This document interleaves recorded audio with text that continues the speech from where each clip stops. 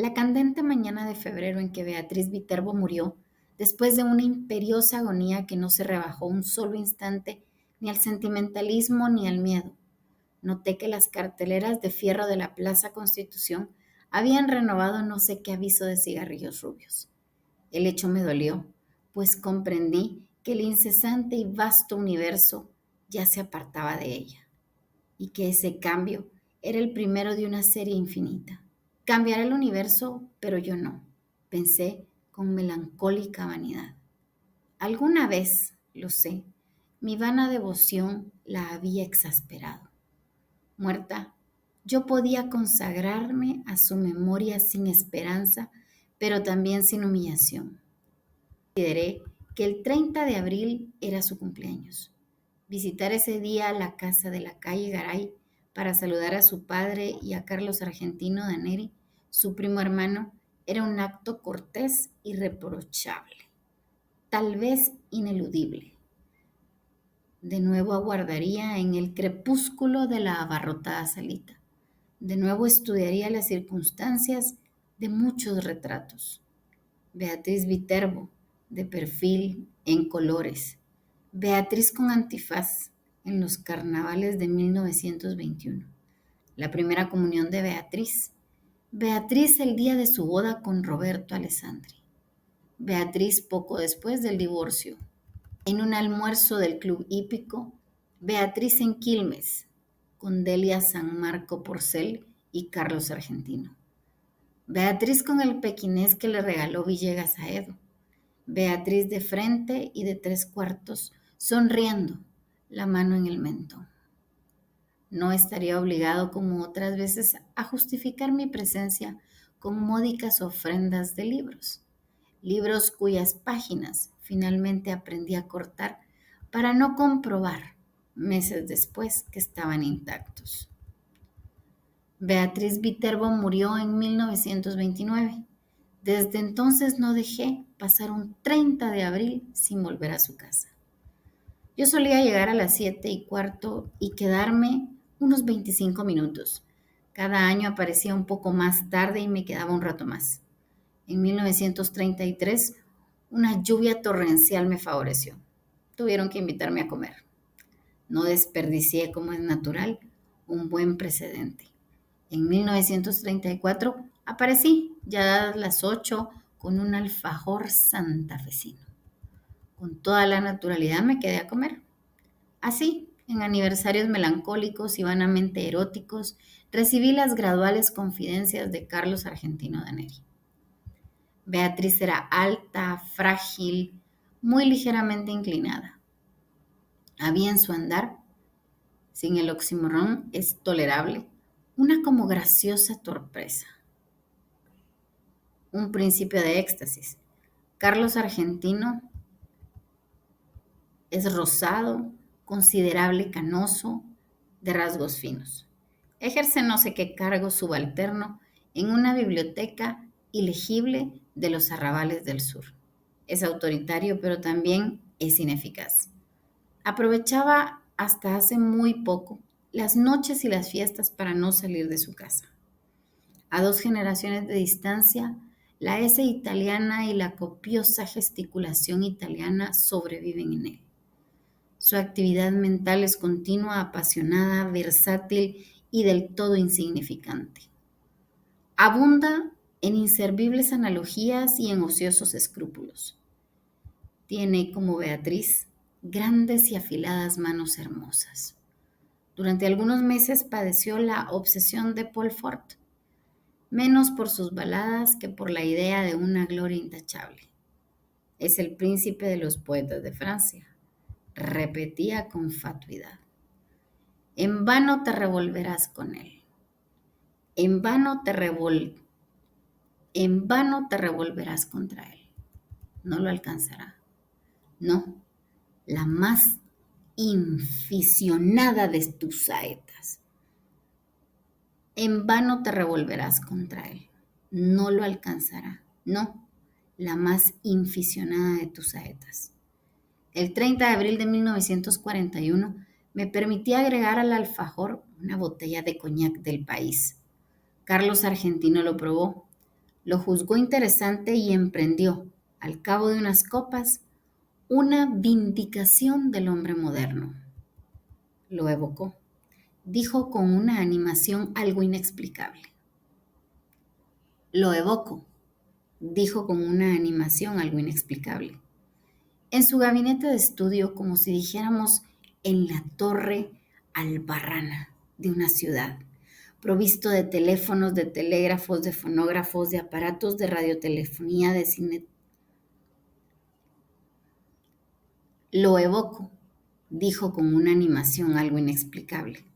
En su gabinete de estudio, como si dijéramos en la torre albarrana de una ciudad, provisto de teléfonos, de telégrafos, de fonógrafos, de aparatos de radiotelefonía, de cinematógrafos, de linternas mágicas, de glosarios de horarios, de prontuarios de boletines.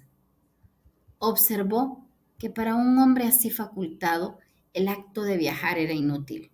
Nuestro siglo XX había transformado la fábula de Mahoma y de la montaña. Las montañas ahora convergían sobre el moderno Mahoma. Tan ineptas me parecieron esas ideas, tan pomposas y tan vasta su exposición, que las relacioné inmediatamente con la literatura. Le dije por qué no las escribía. Previsiblemente respondió que ya lo había hecho. Esos conceptos y otros no menos novedosos figuraban en el canto augural, figuraban en el canto augural, canto prologal o simplemente canto prólogo de un poema en el que trabajaba hacía muchos años. Sin reclame, sin bullanga ensordecedora, siempre apoyado en esos dos báculos que se llaman el trabajo y la soledad. Primero abría las compuertas a la imaginación, primero abría las compuertas a la imaginación, luego hacía uso de la lima. El poema se titulaba La Tierra. Tratábase de una descripción del planeta en la que no faltaba, por cierto, la pintoresca digresión y el gallardo apóstrofe. Le rogué que me leyera un pasaje, aunque fuera breve. Abrió un cajón del escritorio, sacó un alto legajo de hojas de bloque estampadas con el membrete de la biblioteca Juan Crisóstomo Lanifur y leyó con sonora satisfacción. He visto cómo el griego, las urbes de los hombres, los trabajos, los días de varia luz, el hambre, no corrijo los hechos, no falseo los nombres, pero el Boyaj que narró es el autor de Machambre. Estrofa a todas luces interesantes.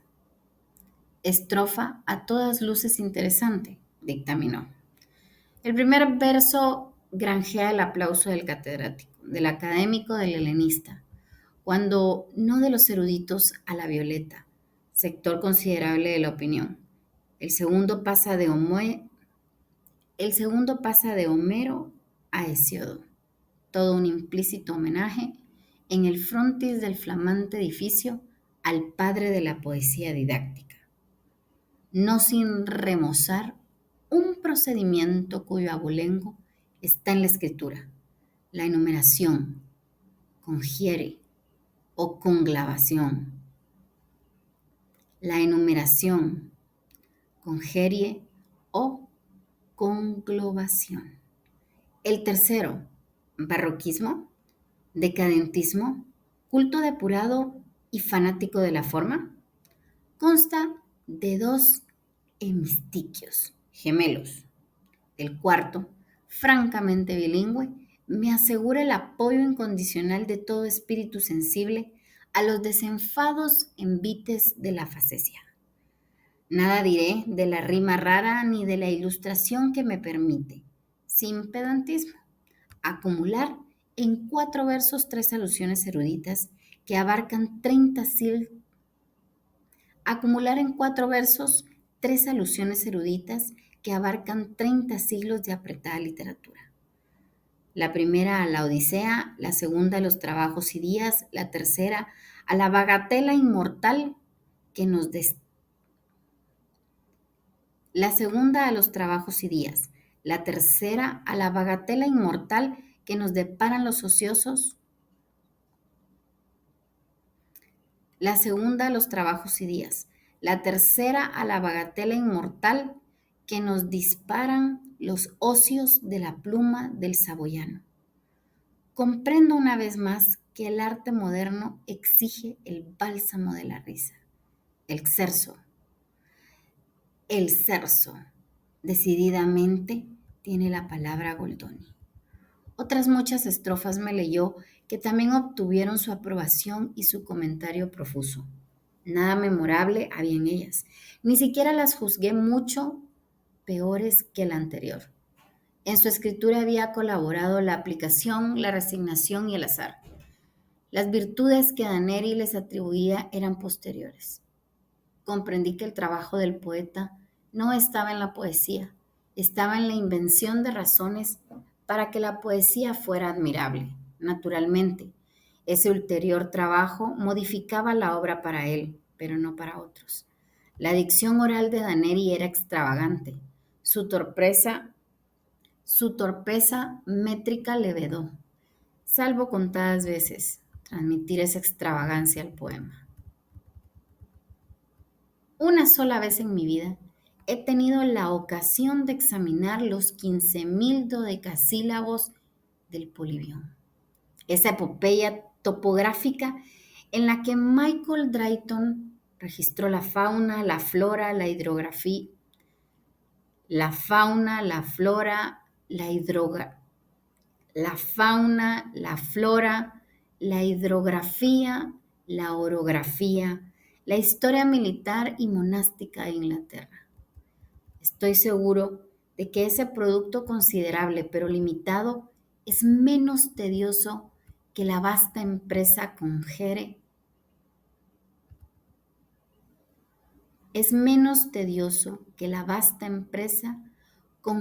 de Carlos Argentino. Este se proponía versificar toda la redondez del planeta. En 1941 ya había despachado unas hectáreas del estado de Queensland, más de 1 kilómetro del curso del Ob, un gasómetro al norte de Veracruz, las principales casas de comercio de la parroquia de la Concepción, la quinta de Mariana Cambeceres de Avelar, en la calle 11 de septiembre, en Belgrano, y un establecimiento de baños turcos no lejos del acreditado acuario de Brinton. Me leyó ciertos laboriosos pasajes de la zona australiana de su poema. Esos largos e informes alejandrinos carecían de la relevancia. Me leyó ciertos laboriosos pasajes de la zona australiana de su poema. Esos largos e informes alejandrinos carecían de la relativa agitación del prefacio. Copio una estrofa. Sepan, a man derecha del poste rutinario, viviendo, claro está, desde el noroeste. Se aburre una osamenta, color blanquiceleste, que da al corral de ovejas catadura de osario. Dos audacias, gritó con exultación. Rescatadas, te oigo mascullar por el éxito. Lo admito. Una, el epíteto rutinario que certeramente denuncia. El epíteto rutinario que certeramente denuncia, en passant, el inevitable tedio inherente a las faenas pastoriles y agrícolas, tedio que ni las geórgicas ni nuestro ya laureado don Segundo se atrevieron jamás a denunciar así, al rojo vivo. Otra, el enérgico prosaísmo, se aburre una osamenta, que el melindroso querrá excomulgar con horror, pero que apreciará más que su vida el crítico de gusto viril. Todo el verso, por lo demás, es de muy subidos quilates. El segundo hemistiquio entabla animadísima charla con el lector. Se adelanta a su viva curiosidad, le pone una pregunta en la boca y la satisface al instante. ¿Y qué me dices de ese hallazgo blanquiceleste? El pintoresco neologismo sugiere el cielo, que es un factor importantísimo del paisaje australiano. Sin esa evocación resultarían demasiado sombrías las tintas del boceto y el lector se vería compelido a cerrar el volumen, herida en lo más íntimo del alma de incurable y negra melancolía. Hacia la medianoche me despedí. 2 domingos después, Daneri me llamó por teléfono. Entiendo que por primera vez en la vida. Me propuso que nos reuniéramos a las 4 para tomar juntos. Me propuso que nos reuniéramos a las 4 para tomar juntos la leche en el contiguo salón bar que el progresismo de Zunino y de Sunri, los propietarios de mi casa, recordarás, inaugura en la esquina. Confitería que te importará conocer. Acepté con más resignación que entusiasmo. Nos fue difícil encontrar mesa. El salón bar, inexorablemente moderno, era apenas un poco menos atroz que mis previsiones. En las mesas vecinas, el excitado público mencionaba las sumas invertidas sin regatear por Zunino y por Zumri. Carlos Argentino fingió asombrarse de no sé qué primores de la instalación de la luz, que sin duda ya conocía, y me dijo con cierta severidad: Mal de tu grado habrás de reconocer que este local Mal de tu agrado habrás de reconocer que este local se paragona con los más encopetados de flores. Me releyó después 4 o 5 páginas del poema. Las había corregido según un depravado principio de ostentación verbal. Donde antes escribió a su lado, ahora abundaba el azulino, azulenco y hasta azulillo. La palabra, la palabra lechoso no era bastante fea para él. En la impetuosa, la palabra lechoso no era bastante fea para él. En la impetuosa descripción de un lavadero de lanas, prefería lactario, lactinoso, lactense, lac- lactescente, lactescente, lechal, denosto con amargura a los, denostó con amargura a los críticos.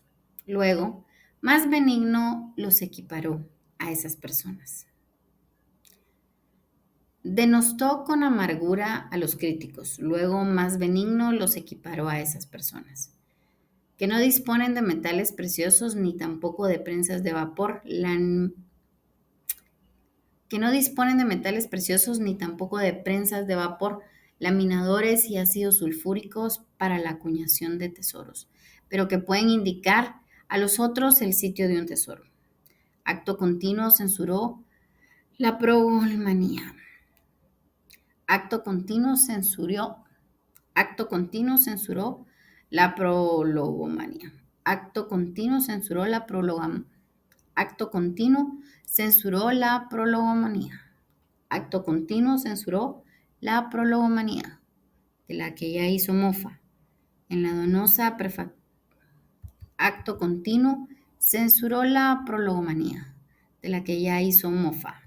En la donosa Acto continuo censuró la prologomanía, de la que ya hizo mofa en la donosa prefacción del Quijote, el príncipe de los ingenios. Admitió, sin embargo, que en la portada de la nueva obra convenía el prólogo vistoso, el espaldarazo firmado por el plumífero de Garra, de fuste. Agregó que pensaba publicar cantos iniciales de su poema. Comprendí entonces la singular invitación telefónica. El hombre iba a pedirme que prolongara su pedantesco fárrago. El hombre iba a pedirme que prolongara su pedantesco párrago. Mi temor resultó infundado. Carlos Argentino observó con admiración rencorosa que no creía errar en el epíteto al calificar de sólido el prestigio logrado de todos los círculos por Álvaro Melián Lanifur, hombre de letras que si yo me empeñaba prolongaría con embeleso el poema. Para evitar el más imperdonable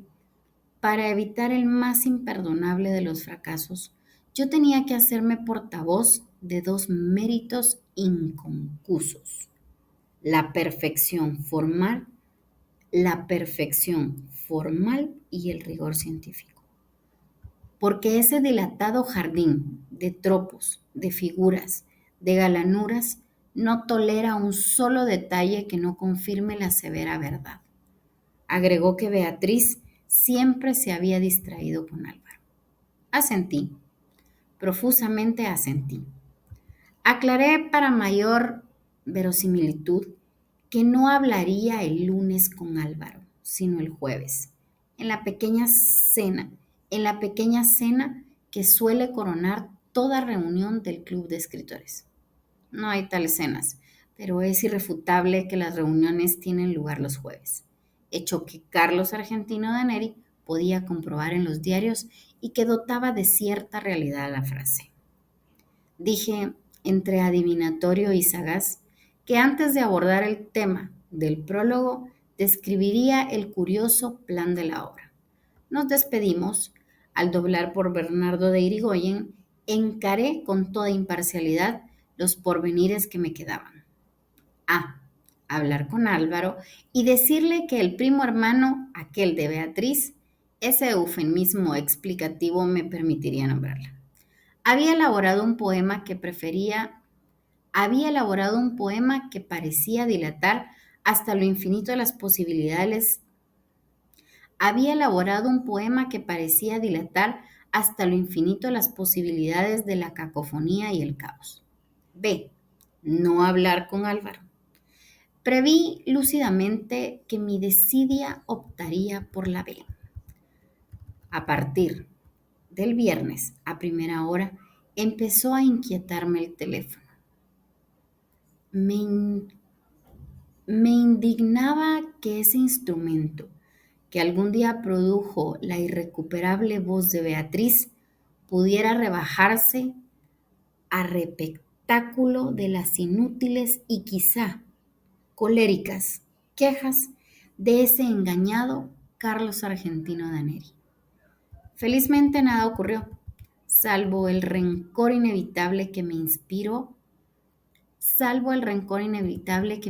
aquel hombre que me había impuesto una delicada gestión y luego me olvidaba. El teléfono perdió sus terrores, pero a fines de octubre, Carlos Argentino me habló. Estaba agitadísimo, no identifiqué su voz al principio. Con tristeza y con ira balbució que esos ya ilimitados Zunino y Zungri, so pretexto de ampliar su desaforada confitería, iban a demoler su casa. La casa de mis padres, mi casa, la vieja casa inventerada. La casa de mis padres, mi casa, la vieja casa inventerada de la calle Garay, repitió, quizás olvidando su pesar en la melodía. No me resultó muy difícil compartir su congoja. Ya cumplidos los 40 años, todo cambió. Es un símbolo detestable del pasaje del tiempo. Además, se trataba de una casa que para mí aludía infinitamente a Beatriz. Quise aclarar ese delicadísimo rasgo. Mi interlocutor no me oyó. Dijo que si Zunino y Zungri persistían en ese propósito absurdo, el doctor Zuni, su abogado, los demandaría ipso facto por daños y prejuicios y los obligaría a abonar 100.000 nacionales. El nombre de Suni me impresionó. Su bufete en Caseros y Tacuari es de una seriedad proverbial. El nombre de Suni me impresionó. Su bufete en Caseros y Tacuari es una seriedad proverbial. Interrogué si éste se había encargado ya del asunto. Daneri dijo que le hablaría esa misma tarde. Vaciló y con esa voz llana, impersonal, a que solemos recurrir, vaciló y con esa voz llana, impersonal, a que solemos recurrir para confiar algo muy íntimo, dijo que para terminar el poema le era indispensable la casa, pues en un ángulo del sótano había un alef. Aclaro que un alef es uno de los puntos del espacio que contiene todos los puntos. Está en el sótano del comedor, explicó, aligerada su dicción por la angustia. Es mío, es mío. Yo lo descubrí en la niñez antes de la edad escolar. La escalera del sótano es empinada. Mis tíos me tenían prohibido el descenso, pero alguien dijo que había un mundo en el sótano. Se refería, lo supe después, a un baúl, pero yo entendí que había un mundo. Bajé secretamente, rodé por la escalera vedada, caí. Al abrir los ojos, vi el Aleph. ¿El Aleph? Repetí.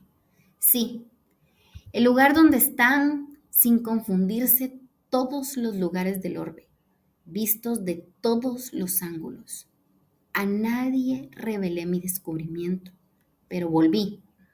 El niño no podía comprender que le fuera deparado ese privilegio para que el hombre burilara el poema. No me despojarán Sunino y Sungri, no, y 1000 veces no. Código en mano, el doctor Suni probará que es inajenable mi Aleph. Traté de razonar, pero ¿no es muy oscuro el sótano? La verdad no penetra en un entendimiento rebelde. Si todos los lugares de la tierra están en el Aleph, ahí estarán todas las luminarias, todas las lámparas, todos los veneros de luz. Iré a verlo inmediatamente. Corté antes de que pudiera emitir una prohibición. Basta el conocimiento de un hecho para percibir en el acto una serie de rasgos confirmatorios antes insospechados. Me asombró no haber comprendido hasta ese momento que Carlos Argentino era un loco.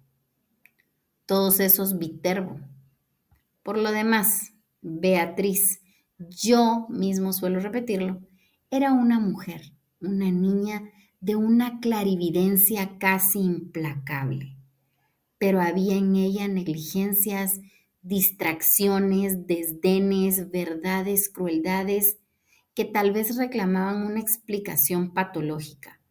La locura de Carlos Argentino me colmó de maligna felicidad.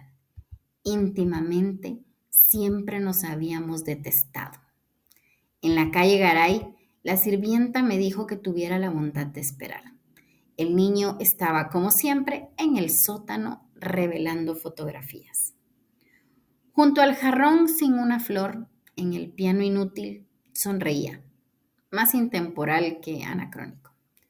El gran retrato de Beatriz, en torpes colores. No podía vernos nadie. En una desesperación de ternura me aproximé al retrato y le dije: Beatriz, Beatriz Elena Viterbo, Beatriz querida, Beatriz perdida para siempre. Soy yo, soy Borges. Carlos entró poco después. Habló con sequedad. Comprendí que no era capaz de otro pensamiento que de la perdición del Aleph. Una copita del pseudo coñac, ordenó, y te zampuzarás en el sótano. Ya sabes, el decúbito dorsal es indispensable. También lo son la oscuridad, la inmovilidad, cierta acomodación ocular. Fijas los ojos en el 19º escalón de la pertinente escalera. Me voy, bajo la trampa y te quedas solo. ¿Algún roedor te mete miedo? Fácil empresa. A los pocos minutos ves el Aleph. El microcosmo de alquimistas y cabalistas, nuestro concreto amigo proverbial, el multum in parvo. Ya en el comedor agregó: claro está que si no lo ves, tu incapacidad no invalida mi testimonio. Baja. Muy en breve podrás entablar un diálogo con todas las imágenes de Beatriz. Bajé con rapidez, harto de sus palabras insustanciales. El sótano, apenas más ancho que la escalera, tenía mucho de pozo. Con la mirada busqué en vano el baúl de que Carlos Argentina me habló. Unos cajones con botellas y unas bolsas de lona entorpecían un ángulo. Carlos tomó una bolsa, la dobló y la acomodó en un sitio preciso. La almohada es humildosa, explicó, pero si la levanto un solo centímetro no verás ni una pizca y te quedas corrido y avergonzado. Repantinga en el suelo ese corpachón y cuenta 19 escalones. Cumplí con sus ridículos requisitos. Al final se fue. Cerró cautelosamente la trampa, la oscuridad. Pese a una endija que después distinguí, pudo parecerme total. Súbitamente comprendí mi peligro. Me había dejado soterrar por un loco luego de tomar un veneno. Las bravatas de Carlos transparentaban el íntimo terror de que yo no viera el prodigio. Carlos, para defender su delirio, para no saber que estaba loco, tenía que matarme. Sentí un confuso malestar que traté de atribuir a la rigidez y no a la operación de un narcótico. Cerré los ojos, los abrí. Entonces vi el Aleph. Arribo ahora al inefable centro de mi relato. Empieza aquí. Mi desesperación de escritor. Todo lenguaje es un alfabeto de símbolos cuyo ejercicio presupone un pasado que los interlocutores comparten. ¿Cómo transmitir a los otros el infinito Aleph, que mi temerosa memoria apenas abarca? Los místicos, el análogo trance, prodigan los emblemas para significar la divinidad. Un persa habla de un pájaro que de algún modo es todos los pájaros. Alanus de Insulis, de una esfera cuyo centro está en todas partes y la circunferencia en ninguna. Ezequiel, de un ángel de 4 caras que a un tiempo se dirige al oriente y al occidente, al norte y al sur. No en vano rememoro esas inconcebibles analogías. Alguna relación tienen con el Aleph. Quizá los dioses no me negarían el hallazgo de una imagen equivalente, pero este informe quedaría contaminado de literatura, de falsedad. Por lo demás, el problema central es irresoluble. La enumeración siquiera parcial de un conjunto infinito. En ese instante gigantesco he visto millones de actos deleitables o atroces. Ninguno me asombró como el hecho de que todos ocuparan el mismo punto, sin superposición y sin transparencia. Lo que vieron mis ojos fue simultáneo, lo que transcribiré sucesivo, porque el lenguaje lo es. Algo, sin embargo, recogeré. En la parte inferior del escalón, hacia la derecha, vi una pequeña esfera tornasolada, de casi intolerable fulgor. Al principio la creí giratoria, pero luego comprendí que ese movimiento era una ilusión producida por los vertiginosos espectáculos que encerraba. El diámetro del Aleph sería de 2 o 3 centímetros, pero el espacio cósmico estaba ahí, sin disminución de tamaño. Cada cosa, la luna del espejo, digamos, era infinitas cosas, porque yo claramente la veía desde todos los puntos del universo. Vi el populoso mar, vi el alba y la tarde, vi las muchedumbres de América, vi una plateada telaraña en el centro de una negra pirámide. Vi un laberinto roto, era Londres. Vi interminables ojos inmediatos escrutándose en mí como en un espejo. Vi todos los espejos del planeta y ninguno me reflejó. Vi en un traspatio de la calle Soler las mismas baldosas que hace 30 años. Vi el zaguán de una casa en Fraiventos. Vi racimos, nieve, tabaco, vetas de metal, vapor de agua. Vi convexos desiertos ecuatoriales y cada uno de sus granos de arena. Vi en Inverness a una mujer que no olvidaré. Vi la violeta cabellera, el altivo cuerpo, vi un cáncer en el pecho, vi un círculo de tierra seca en una vereda, donde antes hubo un árbol. Vi una quinta de Adrogue, un ejemplar de la primera versión inglesa de Plinio, la de Philemon Holland. Vi a un tiempo cada letra de cada página, de 5. De chico yo solía maravillarme de que las letras de un volumen cerrado no se mezclaran y perdieran en el decurso de la noche. Vi la noche y el día contemporáneo. Vi un poniente en Querétaro que parecía reflejar el color de una rosa en Bengala. Vi mi dormitorio sin nadie. Vi un gabinete en Alkmaar, un globo terráqueo entre dos espejos que lo multiplican sin fin. Vi caballos de crin arremolinada, una playa del mar Caspio en el alba. Vi la delicada osatura de una mano.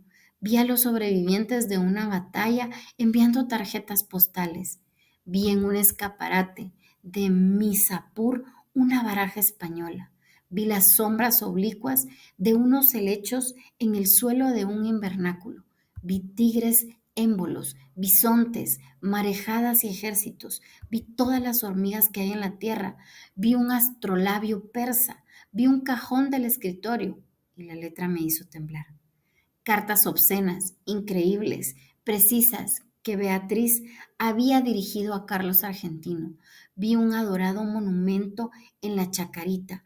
Vi la reliquia atroz de lo que deliciosamente había sido Beatriz Viterbo. Vi la circulación de mi oscura sangre. Vi el engranaje del amor y la modificación de la muerte. Vi el Aleph. Desde todos los puntos. Vi el Aleph en la tierra y en la tierra otra vez el Aleph y en el Aleph la tierra. Vi mi cara y mis vísceras, vi tu cara y sentí vértigo y lloré, porque mis ojos habían visto ese objeto secreto y conjetural, cuyo nombre usurpan los hombres, pero que ningún hombre ha mirado, el inconcebible universo. Sentí infinita veneración, infinita lástima. Tarumba habrás quedado de tanto curiosear, donde no te llaman, dijo una voz aborrecida y jovial. Aunque te devanes los sesos, no me pagarás en un siglo esta revelación. Qué observatorio formidable, Che Borges. Los zapatos de Carlos Argentino ocupaban el escalón más alto en la brusca penumbra. Acerté a levantarme y a balbucear. Formidable, sí, formidable. La indiferencia de mi voz me extrañó. Ansioso, Carlos Argentino insistía. ¿Lo viste todo? En ese instante concebí mi venganza. Benévolo, manifestante, apiadado, nervioso, evasivo, agradecía a Carlos Argentino Daneri la hospitalidad de su sótano y lo insté a aprovechar la demolición de la casa para alejarse de la persiniosa metrópoli, que a nadie, créame que a nadie perdona. Me negué con suave energía a discutir el Aleph. Lo abracé al despedirme y repetí que el campo y la serenidad son dos grandes médicos. En la calle, en las escaleras de Constitución, en el subterráneo, me parecieron familiares todas las caras. Temí que no quedara una sola capaz de sorprenderme. Temí que no me abandonara jamás la impresión de volver. Felizmente, al cabo de unas noches de insomnio, me trabajó otra vez el olvido. Postdata, del 1 de marzo de 1943. A los 6 meses de la demolición del inmueble de la calle Garay, la editorial Procusto no se dejó arrendar por la longitud del considerable poema y lanzó al mercado una selección de trozos argentinos. Huelga repetir lo ocurrido. Carlos Argentino Daneri recibió el segundo Premio Nacional de Literatura. El primero fue otorgado al doctor Aita, el tercero al doctor Mario Bonfanti. Increíblemente mi obra, Los naipes del Taur, no logró un solo voto. Una vez más, triunfaron la incomprensión y la envidia. Hace ya mucho tiempo que no consigo ver a Daneri. Los diarios dicen que pronto nos dará otro volumen. Su afortunada pluma, no entorpecida ya por el Aleph, se ha consagrado a versificar los epítomes del doctor Acevedo Díaz. Dos observaciones quiero agregar. Una, sobre la naturaleza del Aleph. Otra, sobre su nombre. Este, como es sabido, es el de la primera letra del alfabeto de la lengua sagrada. Su aplicación al disco de mi historia no parece casual. Para la Cábala, esa letra significa en Sof, la ilimitada y pura divinidad. También se dijo que tiene la forma de un hombre que señala el cielo y la tierra, para indicar que el mundo inferior es el espejo y es el mapa del superior. Para la Mengenlere es un símbolo de los números transfinitos, en los que el todo no es mayor que alguna de las partes. Yo querría saber, ¿eligió Carlos Argentino ese nombre o lo leyó? Aplicando a otro punto donde convergen todos los puntos, en alguno de los textos innumerables que el Aleph de su casa reveló. Por increíble que parezca, yo creo que hay o que hubo otro Aleph. Yo creo que el Aleph de la calle Garay era un falso Aleph. Doy mis razones. Hacia 1867 el capitán Burton ejerció en el Brasil el cargo de cónsul británico. En julio de 1942, Pedro Enrique Sureña descubrió en una biblioteca de Santos un manuscrito que versaba sobre el espejo que atribuye al oriente a Iskandarsu al-Karnain o Alejandro Bicorne de Macedonia. En su cristal se reflejaba el universo entero. Burton menciona otros artificios congéneres, la séptuple copa de Kai Khosru, el espejo que Tariq Ben Zayed encontró en la torre, 1001 noches, 272, el espejo que Luciano de Samosata pudo examinar en la luna, Historia verdadera 1, la lanza especular que el primer libro del Satiricón de Capella atribuye a Júpiter, el espejo universal de Merlín, redondo y hueco, y semejante a un mundo de vidrio. Y añade estas curiosas palabras. Pero los anteriores, además del defecto de no existir, son meros instrumentos de óptica. Los fieles que concurren a la mezquita de Amr en el Cairo saben muy bien que el universo está en el interior de una de las columnas de piedra que rodean el patio central. Nadie, claro está, puede verlo, pero quienes acercan el oído a la superficie declaran percibir. Al poco tiempo, su atareado rumor. La mezquita data del siglo VII. Las columnas proceden de otros templos de religiones anteislámicas, pues como han escrito Aben Handul, en las repúblicas fundadas por nómadas es indispensable el concurso de forasteros para todo lo que sea albañilería. ¿Existe ese Aleph en lo íntimo de una piedra? ¿Lo he visto cuando vi todas las cosas y lo he olvidado? Nuestra mente es porosa para el olvido. Yo mismo estoy falseando y perdiendo, bajo la trágica erosión de los años, los rasgos de Beatriz.